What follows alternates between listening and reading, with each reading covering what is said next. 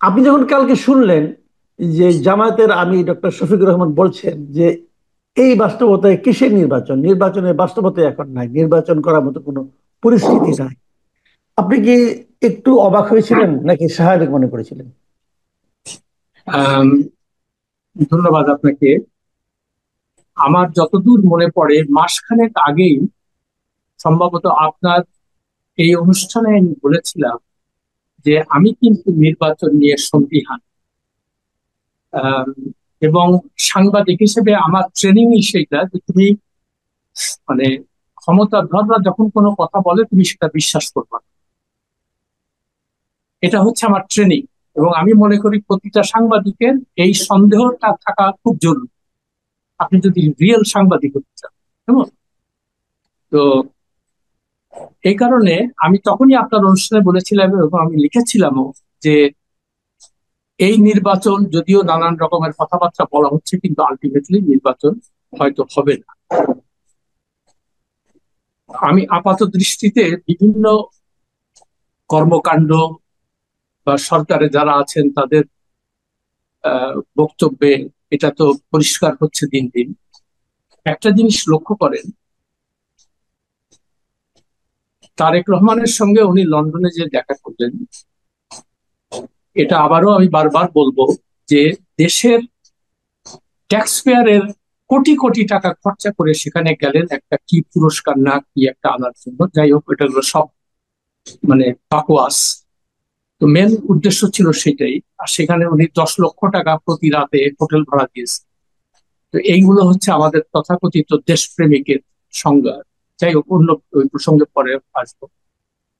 তো সেটা নিয়ে অনেক হইচই হলো সংবাদ মাধ্যমে, টিভি, তারপরে ইউটিউব, সব জায়গায় যে এইবার একটা আসল দেশ সামনের দিকে আগাবে। কিন্তু আমি তখনই লিখেছিলাম যে এটা নিয়ে এত মানে আনন্দিত হওয়া বা লাফালাফি করার কিছু নাই। যতদিন এটার তারিখ ঘোষণা না হবে, রোডম্যাপ না হবে, ততদিন এই আমরা নিশ্চিত করে বলতে পারছি না। এবং আমি কয়েকবারই লিখেছি এটা, যে বর্তমান যে সরকার, অন্তর্বর্তী সরকার, তার প্রধান হলো ইউনূস সাহেব। আমি এখন তাকে ডক্টর বা প্রফেসর এগুলো আর করি না, তার কারণ উনি আমার শ্রদ্ধা ভক্তি সব হারিয়েছেন। তো উনি আহ আসার লন্ডন থেকে আসার পরে ভেবেছিলাম যে হয়তো উনি এরকম একটা পজিটিভ কিছু কথা বলবেন নির্বাচন নিয়ে। তার মধ্যে দেখলাম যে প্রধান নির্বাচন কমিশনার ওনার সঙ্গে যে দেখাও করল। অনেকে বলা বলি করলো যে হয়তোবা তাদের মধ্যে এই ধরনের আলোচনা হয়েছে, কবে ঠিকঠাক করা যাবে এগুলা। কিন্তু তারপরেও কোনো সুস্পষ্ট বক্তব্য আমরা প্রধান নির্বাচন কমিশন থেকে শুনি নাই। কেমন? তারপরে যতই দিন যাচ্ছে, ওই তিনি মাঠে নামিয়েছেন এই যে কি জাতীয় নাগরিক পার্টি, এটা কিন্তু ওনার দল, এটা কিন্তু ভুললে চলবে না। যদিও বলে যে না আমরা নিরপেক্ষ, ওরা ছাত্ররা রাজনীতি করুক, কিন্তু ওনার প্রত্যক্ষ বা পরোক্ষ মদদে এই দলটা রাস্তায় মাঠে নেমেছে। এটা আমাদেরকে এই যে বেসিক জিনিসটা মাথায় রাখতে হবে। এবং ওদেরকে দিয়েই বিভিন্ন বক্তব্য দেওয়া হচ্ছে। এখন বলছে যে ওরা কি বলছে, আমরা এক স্বৈরাচারকে বিদায় করে আর এক স্বৈরাচার ক্ষমতার পরিবর্তনের জন্য আমরা এই আন্দোলন করি। ভালো কথা, আমরা কেউ চাই না। কিন্তু আপনি যদি বাস্তবতা লক্ষ্য করেন, এরা আমরা যে আমি গতকালকে একটা স্ট্যাটাস দিয়েছি এটার উপরে, যে আমরা এই জুলাই আন্দোলনে কি পেলাম আর কি পেলাম না।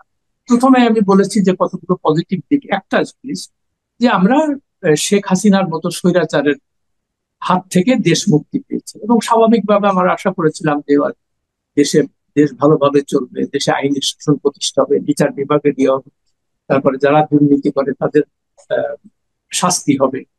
এই সমস্ত স্বাভাবিকভাবে অন্যান্য সাধারণ জনগণের যে মনোবাসনা, আমারও সেটাই ছিল।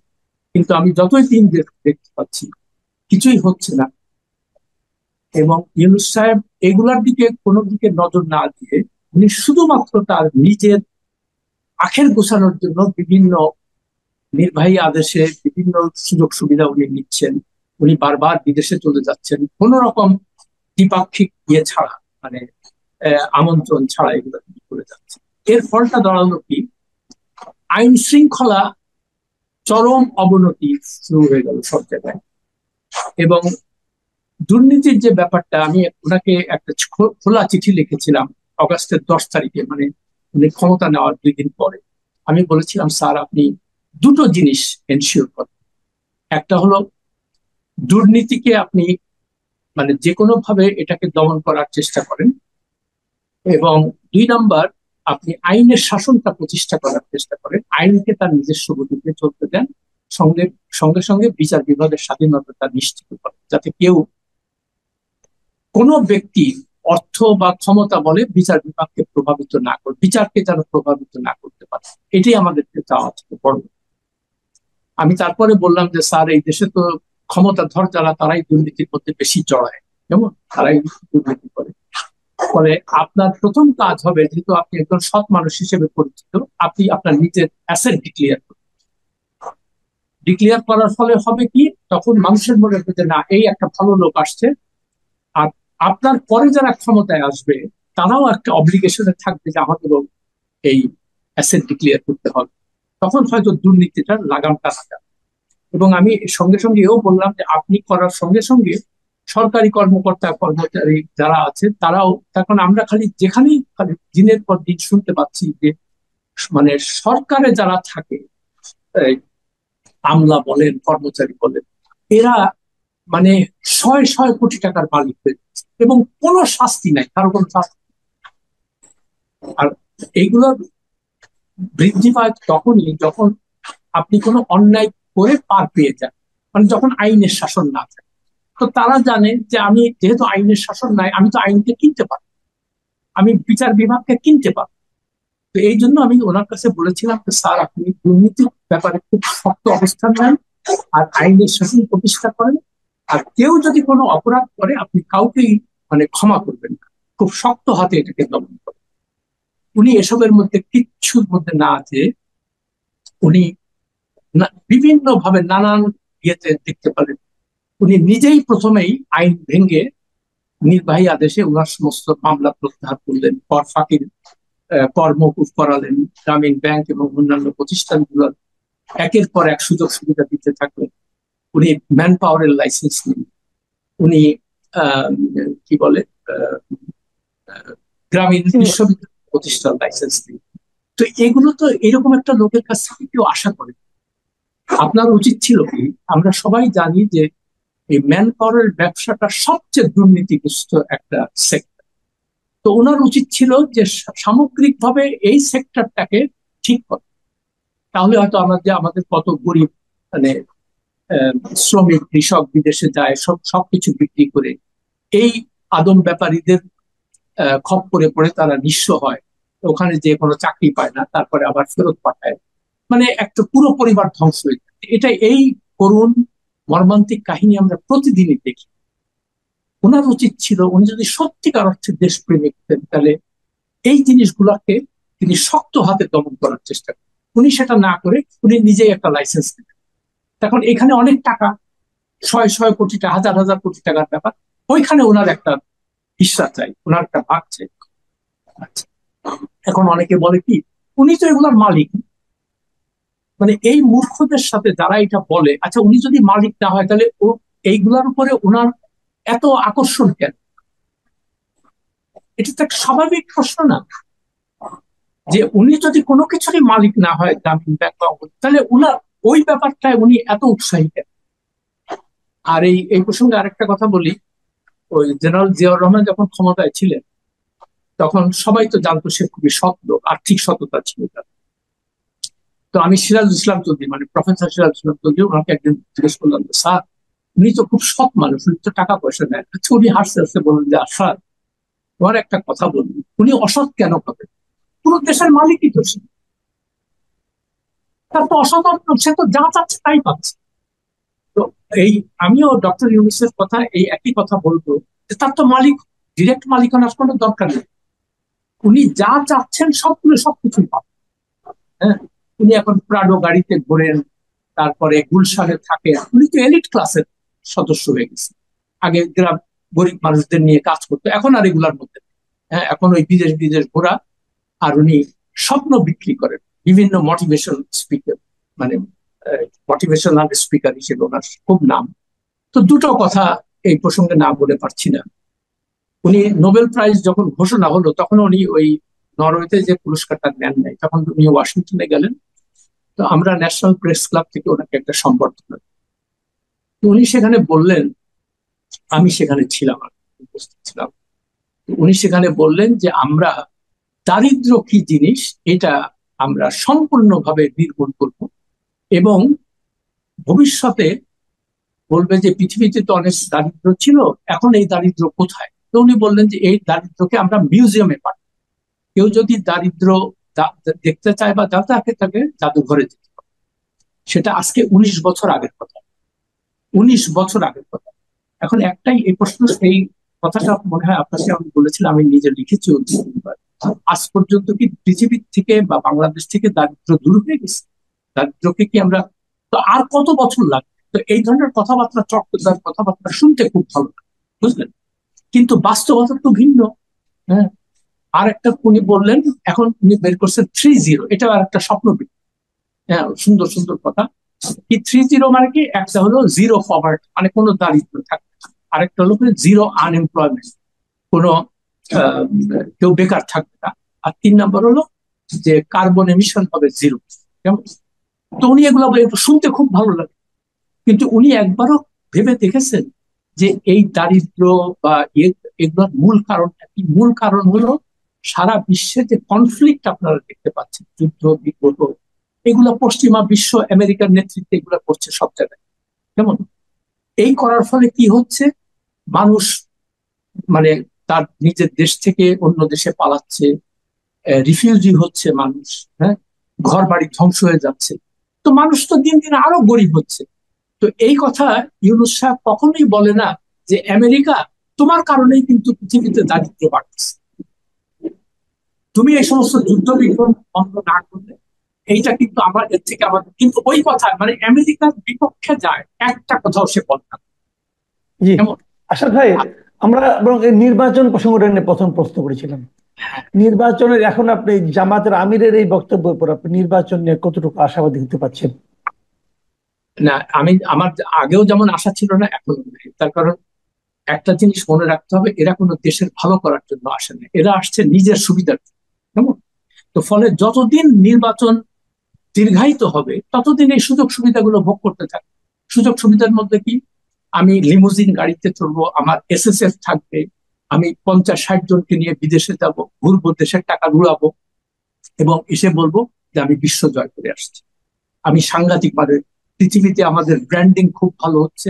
উনি নিজে কিছুদিন আগে বলেছিলেন না যে আমরা এমন দেশ গড়বো যে আমরা কারো কাছে যাব না, অন্যরা সবাই আমাদের কাছে আসবে।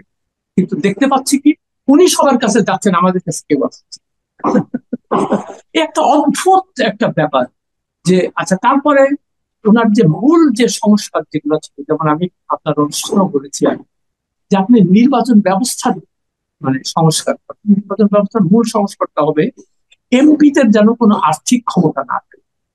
তারা জেলা উপজেলায় সব জায়গায় তারা ওই ভাগ বাটোয়ারা, মানে কে টাকা পাবে এটা তারা, এদের কোনো এই দায়িত্ব থেকে তাদেরকে সরে দিতে।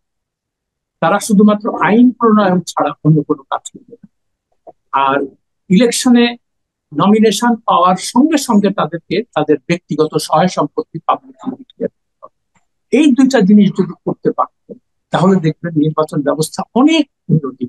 কিন্তু সেদিকে উনি গেলেন না। উনি কি, আচ্ছা ইয়ে করো, কি বলে, ওই করিডোর দিয়ে, মানবিক করিডোর দিয়ে দাও, এটা কিন্তু তাদের কোনো এজেন্ডার মধ্যেই ছিল না। তারপরে কি পাবে, ওই স্টারলিংক নিয়ে আসা হয়েছে। কেউ কি চেয়েছে বাংলাদেশে যে আমার স্টারলিংকের দরকার? কেউ চায়নি। আচ্ছা, উনি মনে করলেন যে এলন মাস্কের মাধ্যমে তার সাথে খাতির যত্ন করে যদি ট্রাম্পের কাছে আমি পৌঁছে দিতে পারি। মানে বেসিক্যালি ডিসঅনেস্ট একটা, মানে এই লোকটা। হ্যাঁ, মানে তো এই ধরনের দেখেন, আর করে কি, এই সমস্ত জিনিস করে করে সে একটা বিতর্ক সৃষ্টি করে। ও তারপরে কি, ইয়ে করো, ওই চট্টগ্রাম বন্দর ডিপি ওয়ার্ল্ডকে দিয়ে দাও, এটা কোনো দাবি ছিল কারো কাছে?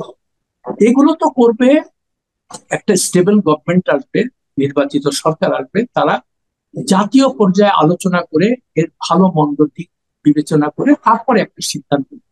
আপনি তো এক্সিকিউটিভ অর্ডারে এগুলো করতে পারেন না, আপনাকে তো সেই ম্যান্ডেট কেউ দেয় নাই।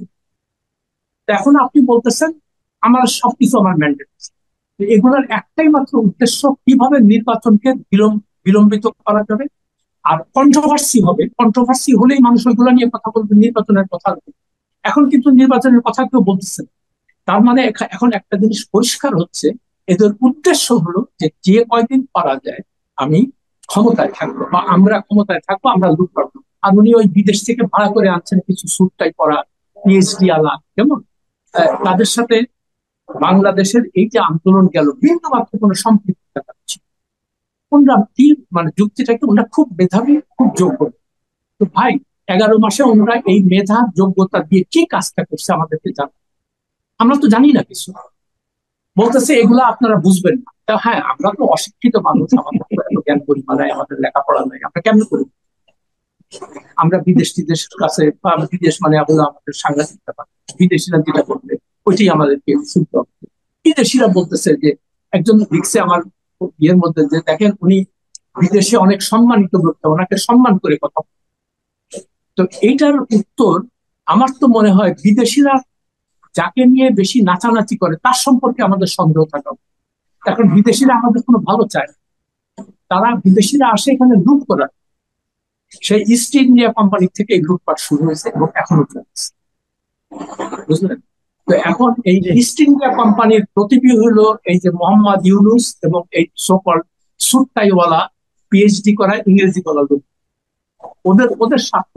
তো ফলে আমার মানে বটম লাইন হচ্ছে, নির্বাচন নিয়ে আমি একেবারেই আশা পরিষ্কার। আর একটা কথা, এই যে 1 বছর হয়ে গেল জুলাই বিপ্লবের, এই 1 বছরে আপনার কাছে কি মনে হয় সবচেয়ে বড় অর্জন আমাদের কোনটা? কিছু না কিছু তো পেয়েছি, বড় অর্জন কোনটা, অথবা বড় বিসর্জন, অথবা বড় কোনটা, সংক্ষেপে আচ্ছা, যদি বলেন। ওই অর্জনটা তো আমি গতকালকের পোস্টে বলেছি যে হ্যাঁ। প্রথম অর্জন হলো যে আমরা হাসিনার মতো স্বৈরাচার থেকে দেশকে মুক্তি দিলাম। আমাদের মানে নিঃশ্বাস বন্ধ হয়ে আসছে যে এইরকম লুটপাট, এরকম অবিচার, এই এইগুলোর থেকে অন্তত আপাতত। তারপরে স্বাভাবিকভাবে আমরা যেটা আশা করেছিলাম যে এর থেকে আমরা ভালো শিক্ষা নিয়ে আমরা ভালো এটা। এবং ইউনূস সাহেব যখন দেশের দায়িত্ব নিলেন, সবার মনেও বা সবার মতো আমারও খুব আশা জেগেছিল যে না, এই লোকটা একটা ভালো লোক। তো কালকে একজন আমাকে বলছে যে উনি যে সৎ লোক, এই সার্টিফিকেট আপনি কিভাবে দেন, আপনি কি তার সম্পর্কে জানেন? সত্যি কথা বলতে আমি জানি না। তবে লোক মুখে শুনি, তাকে আমি ব্যক্তিগতভাবে চিনি অনেকদিন থেকে, তাকে আমি অনেকবার ইন্টারভিউ করেছি। আমার কাছে মনে হচ্ছে যে লোকটা চিন্তা ভাবনা ভালো, দেশের কথা চিন্তা। কিন্তু একটা মানুষ সৎ কি অসৎ, ভালো কি মন্দ, এটা কখন পরীক্ষা হয় জানে? যখন তার কাছে ক্ষমতা। তো রাইট। আগে কোন ক্ষমতার বাইরে ছিলেন, তো তখন আমরা সবাই তাকে ফেরেশতা মনে করতাম। কিন্তু যখনই উনি ক্ষমতা পেলেন, এই স্বাদ পেয়ে গেলেন, তখনই দেখলাম ওই ক্ষমতার যে সমস্ত লোক, এই লোক থেকে উনি বের হতে পারছেন না। আর কিভাবে এই এই ক্ষমতাকে দীর্ঘায়িত করা যায় এবং কিভাবে সুযোগ সুবিধা লুটপাট করা যায়, উনি এবং ওনার দল নিয়ে আসছেন। এবং নাইলে চিন্তা করেন আপনি, এই যে হাসনাত, সাদ্দিক, নাহিদ, আসিফ মাহমুদ, ফজল ভুঁইয়া, তারা তো এদেরকে তো আমরা খুব আদর্শবান মনে করেছিলাম, তাই না? আমার আমি বলেছিলাম যে এদেরকে আপনি প্রত্যেকটা সরকারি অফিস এবং থানা এদের পোস্ট মানে দিয়ে দেন, ওয়াচডগ হিসেবে রাখেন, তাহলে মানুষ অন্তত মুক্তি পাবে দুর্নীতি থেকে। কমা কয়দিন পরে এসেই এরা মানে 5-10 টাকা, 1000 টাকা তা না, শয়ে শয়ে কোটি টাকা পাবে। এক ডাকাতকে জিজ্ঞেস করেছে যে আচ্ছা সার্ভিস হাসনা, তোমাদের তো কোনো ইনকাম নেই, তোমরা এই প্রাডো গাড়িতে কিভাবে চলো? তোমরা আগে মানে হোস্টেলে থাকতা, মেসে থাকতা, এখন তোমাদের 7,000 8,000 টাকা দামের ঘড়ি তুমি পরো, তারপরে তুমি এত দামি দামি, এই প্রশ্নগুলো কেউ করবে না। আর এখানে আরেকটা কথা বলি, এই প্রশ্নগুলো করা হচ্ছিল সাংবাদিক, কিন্তু সাংবাদিকতা এমন পর্যায়ে নিয়ে গেছে যে সাংবাদিকদের একমাত্র ধান্দা, সাংবাদিকতা আর নাই এখন।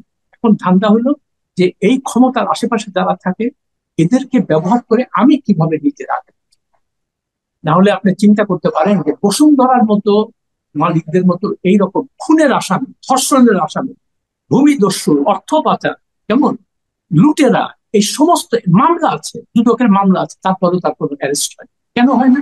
ওই যে দেখলাম যে কোথায় 1500 কোটি টাকা দিয়ে দিচ্ছে এই ছাত্রদের, সত্য মিথ্যা জানি না, কিন্তু এটা নিয়ে তো কোনো রিজয়েন্ডার আসে নাই গভর্নমেন্ট থেকে যে না এটা হয়নি। তো ফলে তারা দেখেন, তারা দিব্যি ঘুরে বেড়াচ্ছে সবাই। তো আপনি যে আইনের শাসনটা প্রতিষ্ঠা, আইন যখন আপনি সিলেক্টিভলি ইনফোর্স করবেন যে তুমি, তোমাকে আমার পছন্দ না, তোমাকে আমি জেলে দেবো, তুমি আমাকে টাকা দিবা, আমি তোমাকে কিচ্ছু করবো না, তুমি যা ইচ্ছা করতে পারো। তো এইভাবে কি একটা দেশ চলতে পারে? এখন আপনার মনে হচ্ছে যে আসাদ ভাই আপনি তো খালি এই সমস্ত নেগেটিভ কথা বলেন। আমি কি করবো? আমি তো সাংবাদিক, আমার তো এই প্রশ্নগুলো করতে হবে। তো এখন উনি এসে দেখেন সাংবাদিকদের আরেকটা স্বপ্ন উনি করলেন। অন্যান্য মানে দুর্বৃত্ত রাজনৈতিক দল যেমন এরশাদ, খালেদা জিয়া, হাসিনা, এরা এসে ওই সাংবাদিকদের তথাকথিত এই সাংবাদিক নাম ধরে দুর্বৃত্ত বলি আমি, এদেরকে দলে নেয়, নিয়ে বলে আচ্ছা তোমার প্রেস মিনিস্টার বানাবো, তোমার প্রেস সেক্রেটারি বানাবো, তোমাকে পোস্টিং দিব বাইরে, তোমাকে ফ্ল্যাট দিব। হ্যাঁ, তো ফলে আমরা তো সবাই খুব একটা মানে নিম্ন মধ্যবিত্ত মধ্যবিত্ত, আমাদের তো আশা আকাঙ্ক্ষা থাকে যে আমরা একটু ভালো থাকি। ওরা দেখে যাবে এ তো মহা সাংঘাতিক ব্যাপার, এগুলো আসলে কি ক্ষমতার কাছাকাছি ওদেরকে তোষামত করলেই। তো আমি বলেছিলাম যে স্যার, আমি একটা লেখার মধ্যে লিখেছি, স্যার আপনি এই কাজটা করেন না, আপনি সাংবাদিকদের সাংবাদিকতা করতে দেন, এটা করবেন না। কিন্তু উনি এসে অমুক, তুমি ওয়াশিংটন যাও, তুমি লন্ডন যাও, তুমি দিল্লি যাও, তুমি প্রেস সেক্রেটারি হও, এবং যত সব আর ওই উনি পদবি দিয়ে দেন সিনিয়র সেক্রেটারি, তারপরে কি বলে আহ, আহ, প্রতিমন্ত্রীর পদমর্যাদা। আর এগুলা দিলে হয় কি, এরা কিন্তু এই আইনগুলো নিজেরা, তুমি বিজনেস ক্লাস ট্রাভেল, তুমি 5 স্টার হোটেলে থাকতে পারবা, তুমি প্রতিদিন টিএ দিয়ে পাবা $100 কেমন। তো এগুলো তো ওনার বাপের পয়সা না। তো উনি যে অ্যাপয়েন্টমেন্ট গুলো দেন, যেমন এগুলো এগুলো তো একটা অনৈতিক কাজ। জি। আর আমরা ভাই এত বড় লোক কোথা থেকে হইলাম যে আমরা বিজনেস ক্লাসে ট্রাভেল করতে হবে? আমরা খারাপ। আর এই যে ফকিন্ডির বাচ্চাগুলা, মানে স্যুট টাই পরা ইংরেজিওয়ালা, এরা কি নিজের পয়সায় কোনোদিন বিজনেস ক্লাস ট্রাভেল করে, কোনো 5 স্টার হোটেলে থাকে? এই যখনই এই মানে এই গরিব জনগণের তথাকথিত সেবার নাম করে আসে, এসে এই সমস্ত লুটপাট শুরু করে। তো এইভাবে কি একটা দেশ চলতে পারে বলুন? জি, অনেক ধন্যবাদ। অনেক ধন্যবাদ জনাব আসাদ মাহমুদ।